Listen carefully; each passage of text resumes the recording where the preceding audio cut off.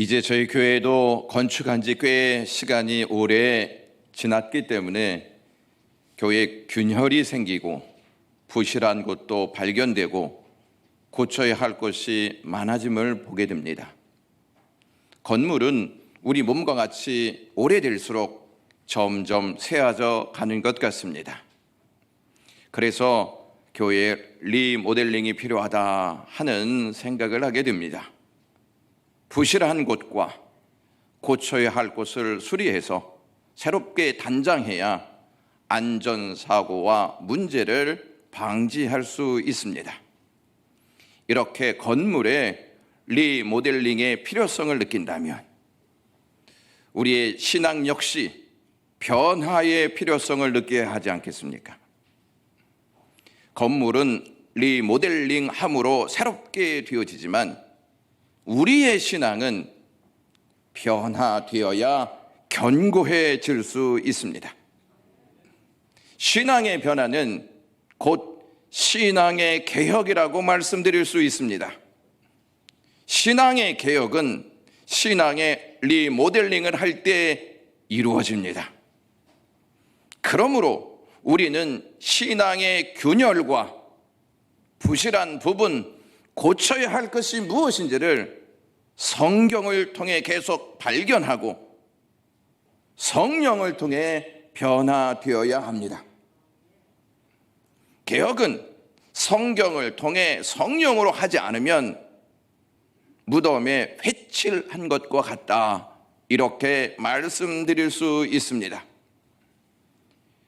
중세 교회는 외부적으로 내부적으로 감탄을 자아낼 수밖에 없는 화려함의 극치였습니다. 그러나 그 안에서 사역하고 있었던 교황과 사제들은 비리와 비진리로 골맞던 것이 터져서 역겨운 냄새가 교회에 진동했습니다. 그들에게 성경이 없었던 것이 아니었습니다. 성경은 있었지만 성경보다는 교회의 전통이 그 위에 서 있었고 교황의 권위가 우선시 됐습니다. 그들은 교회의 계획성을 필요로 했던 것이 아니고 힘에 마음을 두었고 힘의 필요성을 느꼈습니다. 힘을 모아야 권세를 가질 수 있고 권세가 있어야 호화로운 삶을 누릴 수 있다는 생각이 그들에게 있었습니다. 개혁의 필요성을 느끼지 못하면 우리 역시 그들과 똑같은 모습을 보인다는 점입니다. 여러분들은 그 어떠한 가르침도 성경보다 못한 줄 믿고 그 어떠한 권위도 성경보다 높지 않고 오직 성경만이 절대적인 권위를 가진다는 사실을 확신하십니까? 성경은 하나님이 주신 말씀이기 때문에 성경보다 절대적인 권위는 없습니다. 이것을 믿고 확신한다면 세상의 이물질을 말씀으로 씻어내고 우리 안에 솟구치는 잘못된 욕구와 욕망을 말씀으로 제어하고 그릇된 사상이 믿음에 딱 달라붙어 있는 것들을 말씀의 정으로 쪼개내어야 합니다. 이것이 교회 개혁입니다. 개혁 교회라 함은 1517년에 일어난 신앙 개혁 운동으로 개혁이 완성된 것이 아님을 아셔야 합니다. 하나님의 말씀 앞에 우리 자신을 내어놓고 그 말씀에 비추어서 끊임없이 개혁하는 모습이 개혁교회이고 개혁신앙입니다. 우리는 그리스도의 피로 씻음을 받은 하나님의 백성들이지만 어디까지나 온전하신 그리스도의 의를 힘입어 살아갈 뿐이지 그리스도 없이는 스스로 아무것도 아닌 죄인에 불과합니다. 그래서 용서받은 죄인이라고 부르기도 하고 완전하신 주님의 거룩함을 본받아 날마다 거룩함을 이루어가는 과정에 있는 의로운 백성이라고 부르는 것입니다. 종교개혁 시리즈 설교는 단순히 천주교를 비난하기 위한 것이 아니라 우리 자신을 돌아보고 말씀으로 돌아가자는 운동을 하기 위해서 이 말씀을 여러분들에게 전하는 것입니다. 우리가 천주교에 대해서는 비판하는 모습을 보이면서 우리 자신들은 얼마나 성경에 입각하여 바른 신앙을 하고 있느냐, 이것을 생각해 보셔야 합니다. 천주교가 삐뚤어진 사상과 신앙을 갖게 된 것은 성경보다 교회의 전통이 위에 서고 교황의 권위를 우선시했기 때문입니다. 그러므로 그들의 중심은 흐트러질 수밖에 없는 것입니다. 몸의 중심이 척추 아니겠습니까? 척추가 이렇게 탁 틀어지면 몸은 바른 자세를 취할 수가 없습니다. 성경을 모르면 우리도 신앙이 틀어지고 무지에 빠진다는 것을 기억하셔야 합니다. 유대인들이 구약 성경을 기록할 때 히브리어로 기록했습니다. 그들의 언어로 기록했습니다. 신약 성경은 그 당시 이스라엘을 지배하고 있던 로마의 언어로 기록되어 있었는데, 그 당시 로마는 헬라어를 사용하기도 하고 라틴어를 사용하기도 했습니다. 그 시기에 성경은 헬라어로 기록되었습니다. 그 복음이 유럽으로 막 전파되면서 히브리어와 헬라어로 기록된 성경이 라틴어로 기록되기 시작했습니다. 그 당시 상류층인 귀족들은 말은 자기들 나라의 언어로 해도 글은 라틴어를 사용했습니다. 그때 교황이 무슨 말을 했냐면, 라틴어가 아닌 다른 언어로 성경을 기록하면 사형에 처하겠다, 이렇게 공포했습니다. 그러므로 라틴어로 된 성경을 누가 읽을 수 있겠습니까? 신부만이 라틴어를 읽을 수 있게 되었습니다. 그렇다면 신부들이 미사를 드릴 때 라틴어 성경을 가지고 성경을 읽었고 그 내용을 그 나라 말로 해석해 주면 되는데, 그렇게 하지 않았습니다. 라틴어로 다 말했습니다. 미사 때 라틴어로 하고 성경을 읽을 때에도 라틴어로 하고 노래도 라틴어로 불렀습니다. 그러니까 평신도들이 그 라틴어를 이해할 수 있겠습니까? 우리 교회가 라틴어로 찬양하고 라틴어로 설교하고 라틴어로 성경을 읽는다면 여러분, 그것이 무슨 내용인지 아시겠습니까? 아무도 이해할 수 없을 것입니다. 그러한 상황이 중세 시대의 교회의 모습이었습니다. 그래서 교황은 이러한 말까지 했습니다. 죽은 누군가를 위하여 면죄부를 사면 그 사람이 지옥에 있을지라도 동전 소리를 듣는 즉시 천국으로 올라간다, 이렇게 외쳤습니다. 그것을 그대로 평신도들은 받아들였습니다. 왜냐하면 성경에 그러한 내용이 있는 줄 알았기 때문이었습니다. 성경을 전혀 몰랐던 그들은 교황의 말과 사제들의 말만 들었습니다. 교황과 사제들은 성경을 자기들의 전유물로 생각했습니다. 성경에 대해서 무지하면 하나님을 제대로 알 수 있겠습니까? 하나님을 제대로 알지 못하면 하나님을 제대로 믿지 못합니다. 하나님을 제대로 믿지 못하면 어떠한 현상이 일어나는지 아십니까? 이것을 성 어거스틴이 이렇게 말한 내용이 있습니다. 하나님에 대하여 제대로 믿지 않으면 악하게 살게 된다라고 말했습니다. 성경을 잘 모르면 하나님을 잘 모르게 되고, 하나님을 잘 모르게 되면 악하게 살게 된다 하는 내용을 우리에게 선포하고 있습니다. 그것을 주목해서 들으셔야 합니다. 성경을 대하는 그들의 자세가 잘못되었으니 자연스럽게 믿음도 틀어져 있지 않았겠습니까? 오늘은 종교개혁 5대 강령인 두 번째 주제, 오직 믿음이라고 하는 이 내용을 같이 다루겠습니다. 오직 믿음이라고 하는 이 강령이 나오게 된 배경이 있습니다. 당시 로마 가톨릭이 성경과 배치된 다른 구원관을 가르쳤기 때문에 그렇습니다.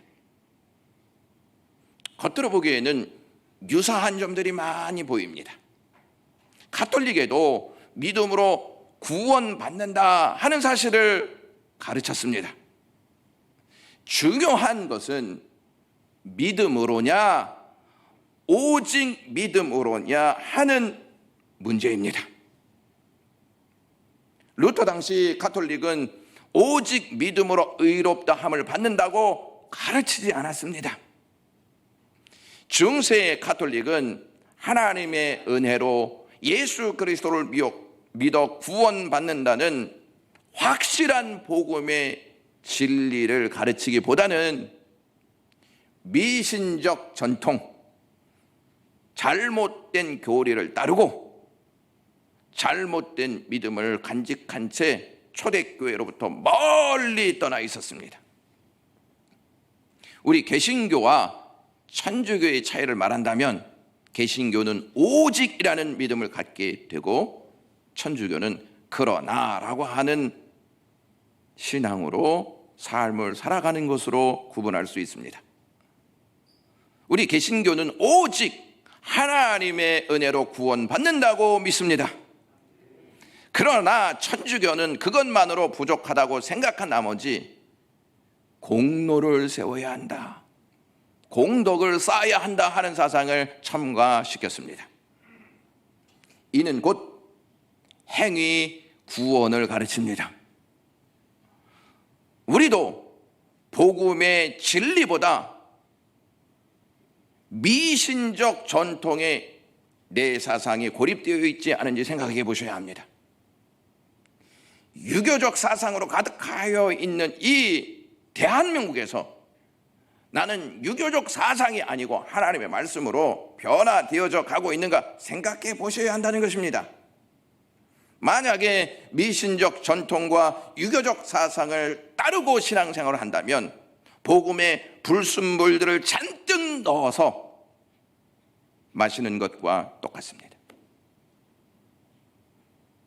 우리는 나름 오랜 신앙생활을 하고 있다 하는 자부심이 있습니다. 그런데 도대체 무엇을 믿고 있느냐 하는 점검이 있습니까? 우리의 믿음과 우리의 구원관이 성경과 일치되어 있느냐 하는 생각을 하고 신앙생활 하시냐 하는 것입니다. 로마 가톨릭에서는 선행이 충분히 쌓이지 않으면 처음 받았던 구원의 은혜가 박탈된다, 이렇게 가르쳤습니다. 또는 살다가 큰 죄를 지어도 구원을 박탈당한다, 이렇게 이야기했습니다. 그래서 그들은 사제 이외에는 일반 평신도들이 있지 않습니까? 죽을 때까지 결코 구원의 확신을 가질 수 없었습니다. 죄가 있으면 박탈당하는데 나는 죄가 많은 존재이기 때문에 구원받을 수 없는 사람 아니겠어? 늘 이러한 생각에 갈등하면서 신앙생활을 했습니다. 또 그 당시에 어떠한 상황이었냐면 유럽에 흑사병이 막 일어나서 죽음에 대한 공포에 휩싸여 있었습니다. 그러니 내가 죽으면 하나님 나라에 갈 수 있을까? 난 과연 구원받은 존재인가? 이거에 대해서 엄청난 고민을 했다는 것입니다. 확신이 없었기 때문에. 루터도 거듭나기 전까지 늘 구원의 확신이 없었습니다. 그래서 그는 수도원에 들어가서 철저하게 금욕 생활을 했습니다. 음란한 욕정이 생길까 봐 더운 물을 마시지 않았다고 합니다. 그리고 종탑에 기도방이 있었는데 그 곳을 무릎으로 기어 올라가 자신의 죄 하나하나를 고백하기도 했습니다. 무릎으로 기어 올라가니까 무릎이 성할 날이 없었습니다. 그러한 고행이 있어야, 그러한 아픔이 있어야, 그러한 흔적이 있어야 구원이 찾아올 것이라고 믿었습니다. 여기에서 우리가 성경으로 돌아가서 한번 생각해 볼 것이 있습니다. 그렇다면 예수님이 십자가에서 돌아가실 때 옆에 있었던 강도는 무슨 선행이 있었던 것인가? 무슨 고행이 있었던 것인가? 아무것도 없었습니다. 그가 주님께 이렇게 고백했습니다. 주님, 오늘 나를 좀 기억하시옵소서. 그러자 주님은 오늘 밤 내가 나와 함께 낙원에 있으리라 이렇게 선포하셨습니다. 로마 가톨릭이 트렌트 종교회의에서 이런 발표를 했습니다. 신앙 조항 9번인데요. 누구든지 죄인이 오직 믿음으로 의롭다함을 받는다고 말하고 승리의 은혜를 얻기 위하여 아무것도 협력할 것이 없다고 하고 자신의 의지의 행위로서 아무런 준비를 할 필요가 없다고 말하는 자는 저주를 받을지어다 이렇게 얘기했습니다. 하나만 생각해 보시면 죄인이 오직 믿음으로 의롭다함을 받는다고 말하면 저주가 있을 것이다. 이것이 가톨릭의 가르침이었습니다. 이 내용은 칭의를 얻기 위해 인간이 하나님과 협력해야 한다는 신입 협력서를 말하고 있는 것입니다. 그러니까 구원을 얻기 위해서는 하나님의 은혜도 있어야 하지만 내가 하나님과 협력해서 이 역사를 이루어야 한다. 그럴듯하지 않습니까, 여러분? 성경과 배치되는 주장입니다. 그 내용을 우리가 오늘 읽었던 본문 갈라디아서를 통해서 같이 살펴보겠는데요. 갈라디아서는 아주 독특한 상황에서 기록된 성경입니다.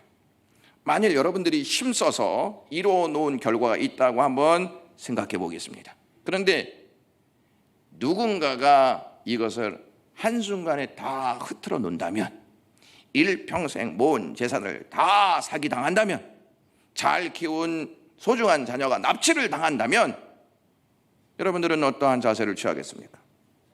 분통이 터질 것이고 그렇게 하지 못하도록 막 막을 거 아니겠습니까? 바울이 그러한 심정으로 갈라디아 교회에게 서신을 보낸 것입니다. 구원을 한순간에 무너뜨리려고 하는 잘못된 이단의 역사들이 막 찾아 들어온 것입니다. 하나님의 복음을 교란하게 만들려 하는 거짓된 선생들이 교회 안에 들어와서 복음을 막 흐트러뜨리고 구원의 잘못된 교리를 막 쏟아 부었던 것입니다. 한순간에 하나님의 구원관을 꺾어버리려고 하는 거짓된 역사들이 들어왔기 때문에 이것을 알았던 바울은 갈라디아 교회에 진짜 구원관이 무엇인지를 다시 설파하고 있는 것입니다. 그들의 주장은 어떠한 주장이었냐면, 거짓 선지자들의 주장은 그리스도를 믿어도 된다. 하지만 유대교의 율법을 지켜야 구원받을 수 있다. 가톨릭하고 똑같지 않습니까? 그리스도를 믿어라. 근데 율법을 지켜야 구원받을 수 있다. 행위 구원을 언급하고 있는 것입니다. 그들은 그리스도 외에 다른 것을 의지하여 구원을 이루려고 했던 자들이었습니다. 사도 바울은 그러한 주장에 맞서 오직 그리스도를 믿음으로 의롭게 된다는 말씀을 증거합니다. 그것이 오늘 본문 말씀인데요. 갈라디아서 2장 16절 말씀이 이렇습니다. 사람이 의롭게 되는 것은 율법의 행위로 말미암음이 아니요 오직 예수 그리스도를 믿음으로 말미암은 줄 알므로 우리도 그리스도 예수를 믿나니 이는 우리가 율법의 행위로서가 아니고 그리스도를 믿음으로써 의롭다함을 얻으려 함이라. 율법의 행위로서는 의롭다함을 얻을 육체가 없느니라 이렇게 말하고 있습니다. 여기에서 보시면 사람이 의롭게 되는 것은 이렇게 시작합니다. 이 말에는 중요한 전제가 깔려 있습니다. 사람은 의롭지 않다는 것입니다. 만약 사람이 의로우면 의롭게 되는 것이 필요하겠습니까? 그러므로 사람은 의롭지 않기 때문에 의롭게 되어야 한다는 것입니다. 갈라디아서 2장 16절 사람이 의롭지 않다는 것을 전제로 사람이 의로워지기 위해서 무엇을 해야 하는지를 알려주고 있습니다. 의롭지 않은 사람은 어떻게 해야 의롭게 되는 것일까요? 바울은 이렇게 말하고 있습니다. 율법의 행위로 말미암음이 아니요 오직 예수 그리스도를 믿음으로 말미암은 줄을 알므로, 이렇게 말합니다. 사람이 의롭게 되는 것은 오직 예수 그리스도를 믿음으로 된다는 것입니다. 그래서 우리는 예수 그리스도를 믿으라고 선포하는 것입니다. 갈라디아서는 무엇은 안 되고 무엇은 된다 하는 형식으로 문장이 진행되고 있습니다. 구원의 역사 가운데 무엇이 안 되냐면 행위로는 안 된다는 것입니다. 여러분, 우리의 행위는 날마다 죄를 짓는 행위인데 우리의 행위로 어떻게 구원받을 수 있겠습니까? 그럼 무엇으로 되냐면 믿음으로 되는 것입니다. 갈라디아서는 행위는 안 되고 믿음으로만 된다 하는 선언을 하고 있는 내용입니다. 행위와 믿음을 대조시켜서 바울이 언급하고 있습니다. 그렇다면 왜 행위로는 안 되고 믿음으로만 가능합니까? 이에 대해 맨 마지막 문장에 보면 이러한 말씀이 있습니다. 율법의 행위로서는 의롭다 함을 얻을 육체가 없느니라, 이렇게 말하고 있습니다. 우리의 행위로서는 완벽한 구원에 이르는 행위가 있을 수 없다는 말입니다. 행위를 통해서는 의롭다 함을 얻을 수 없기에 믿음으로만 된다는 것입니다. 이렇게 예수 그리스도를 믿음으로 사람이 의롭게 된다고 말한 갈라디아서의 저자 바울은 또 이렇게 이야기합니다. 우리도 그리스도 예수를 믿나니, 이렇게 믿음을 강조하고 있습니다. 우리는 의롭게 되어야 구원을 얻게 되고 구원을 얻어야 하나님 나라에 들어갈 수 있는 자격을 얻게 되는 것입니다. 의롭다 함을 받는 것은 우리가 하나님과 협력해서 얻어내는 것이 아니라 하나님께서 값없이 주시는 은혜인 것입니다. 로마 가톨릭에서는 이 구원이 하나님의 은혜로는 되어지기도 하지만 노력하는 자의 공로가 있어야 된다, 이렇게 믿었습니다. 선행을 많이 쌓아서 가산점이 되면 최종적인 구원에 이르게 된다, 이렇게 가르쳤다는 말씀입니다. 그러니까 선행을 많이 하면 가산점이 많이 올라가지 않습니까? 이것을 보고 구원을 결정한다는 것입니다. 반면에 종교 개혁자들은 오직 믿음으로 구원이 확정된다, 이렇게 말하고 선행은 믿음의 결과라는 것입니다. 구원받기 위해서 선행을 하는 것이 아니고 구원받았기 때문에 선행을 하라는 것입니다. 새로운 사람이 되었기 때문에 선한 삶을 살라는 것입니다. 분명히 열매는 있어야 하지만 그 열매의 개수에 따라서 구원이 확정된다는 것이 아니라는 뜻입니다. 루터는 거듭나기 전에 이런 생각을 했습니다. 최선을 다하면 하나님이 구원을 주신다, 이 사상을 가지고 있었습니다. 그래서 어거스틴 수도원에 들어가서 고행의 삶을 살았던 것입니다. 그런데 아무리 노력해도 공로를 쌓아도 구원의 확신이 오지 않는 것입니다. 심지어 자신을 사람으로 창조하신 하나님이 사람을 지옥으로 보낸다는 이 생각에 갇혀서 하나님을 막 미워했습니다. 하나님이 어떻게 그럴 수가 있느냐. 그래서 늘 마음 가운데에는 하나님에 대한 잘못된 생각이 그를 붙잡고 있었습니다. 마틴 루터는 착한 마음과 착한 일을 하고 선한 일을 많이 하여야 하나님이 기뻐하고 의롭게 된다고 생각을 했고, 칭찬을 많이 받으면 많이 받을수록 구원에 이른다고 생각했습니다. 그래서 그는 착하게 살려고, 착한 마음을 먹으려고 부단히 노력했습니다. 그러나 그의 마음에 남아있는 것이 무엇이냐면 자꾸 나쁜 마음이 들어오는 것입니다. 이것을 자신이 컨트롤 할 수가 없었습니다. 그래서 이 마틴 루터는요, 주임 신부에게 찾아가서 고해 성사를 계속했습니다. 나 이러한 나쁜 마음이 있다. 난 이렇게 누군가를 미워하고 있다. 나는 이렇게 욕정이 타오르고 있다. 이걸 계속 이야기하는 것입니다. 매일 찾아오자 이 주임 신부가 너무 귀찮아서 야, 제발 그만 좀 찾아와라 이렇게 말했다고 합니다. 그럼에도 불구하고 자신의 죄를 없앨 수 없어서 고민하고 고뇌하였던 사람이 마틴 루터였습니다. 나는 지옥에 갈 수밖에 없다는 생각에 갇혀 있었습니다. 그는 자신의 죄를 해결받기 위해서 고해 성사와 고행의 삶을 사는 노력을 했지만 죄를 용서받을 수 없음을 알았습니다. 이런 상황에서 로마서 1장 17절을 읽고 묵상하게 되었습니다. 복음에는 하나님의 의가 나타나서 믿음으로 믿음에 이르게 하나니 기록된 바 오직 의인은 믿음으로 말미암아 살리라.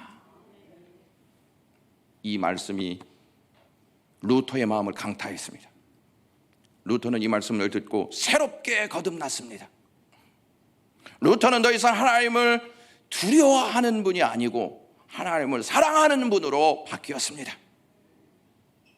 여러분, 여기에서 우리가 의라는 단어를 생각해 보실 필요가 있습니다. 의롭게 된다는 것이 도대체 무엇인가 하는 생각 들지 않습니까? 의란 하나님 관계의 회복입니다. 하나님과의 관계는 우리의 노력과 공로가 아니라 어린 양이신 예수 그리스도의 은혜로 되어지는 것입니다. 여러분, 한자의 의라는 단어를 한번 화면을 통해서 보시면요, 위에 양자가 있고요, 아래 나아자가 있습니다. 굉장히 이게 중요한 의미를 시사한다는 것입니다. 양 아래에 있을 때 의로운 자가 된다는 것입니다. 양 아래에 있을 때 하나님과의 관계가 회복된다는 것입니다. 양과 내가 무슨 상관이길래 내가 양 밑에 들어가야 의롭게 되느냐, 이런 생각을 해볼 수 있지 않겠습니까? 갑골 문자를 만든 고대 동방 사람들, 즉 이스라엘과 이집트에 있는 그 사람들에게 양은 신에게 희생 제물을 드리는 상징으로 양을 생각했습니다. 따라서 제사를 통해 신에게 나아가는 자가 의로운 사람이라고 생각했습니다. 여러분들이 잘 알고 계시듯이 사도 요한이, 또한 세례 요한이 예수님을 말할 때 하나님의 어린 양이다, 세상 죄를 지고 가는 하나님의 어린 양이다, 이렇게 소개했습니다. 그러니까 내가 양 밑에 있다는 말은 어린 양 대신 예수 그리스도 아래에 있을 때 하나님과의 관계가 회복되고, 하나님과의 관계가 회복될 때 의로운 자가 된다는 것입니다. 성경의 구원관을 깨달은 후 루터는 브란덴부르크에 있는 한 성당에서 예배 때 요한 테첼이라고 하는 신부가 어떻게 설교하는지를 들었습니다. 요한 테첼이라고 하는 사람이 면죄부를 파는 신부였습니다. 그 당시에 이 성당이요, 미사 때가 딱 되지 않습니까? 그러면 이 요한 테첼을 교회로 부르고 광고 시간에 면죄부를 판매할 수 있도록 그 시간을 주었습니다. 요한 테첼이 강단에 올라와서 이렇게 이야기했습니다. 사랑하는 형제 여러분, 금화가 면죄부 통 속으로 쨍그랑하고 떨어지는 소리를 내는 동시에 우리는 죄에서 구원받을 수 있고, 연옥에 벌써 떨어져서 고생하고 있는 부모, 형제의 불쌍한 영혼도 당장 천국으로 올라갈 수 있습니다.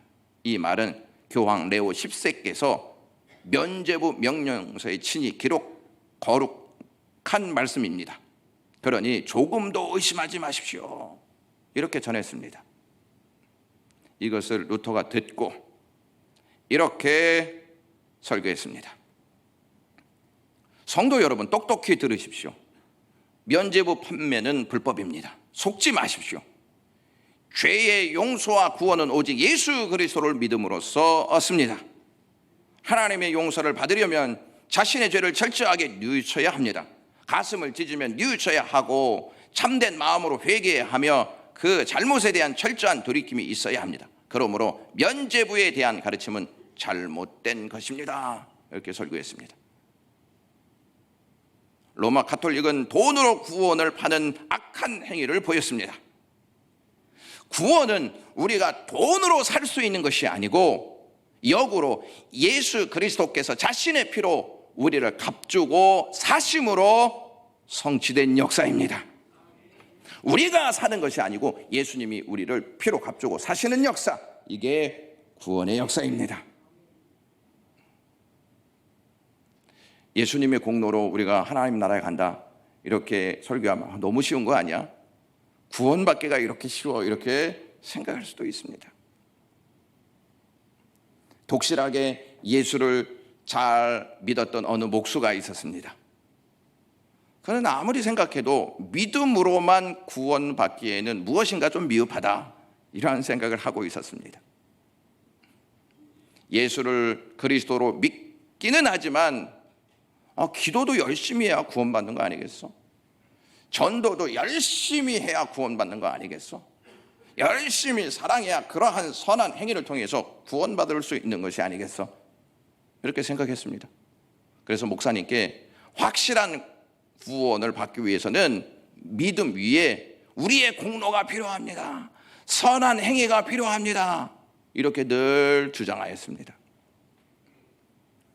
그 목수의 말을 듣고 목사님께서는 에베소서 2장 8절에서 9절에 이 말씀을 그에게 제시했습니다.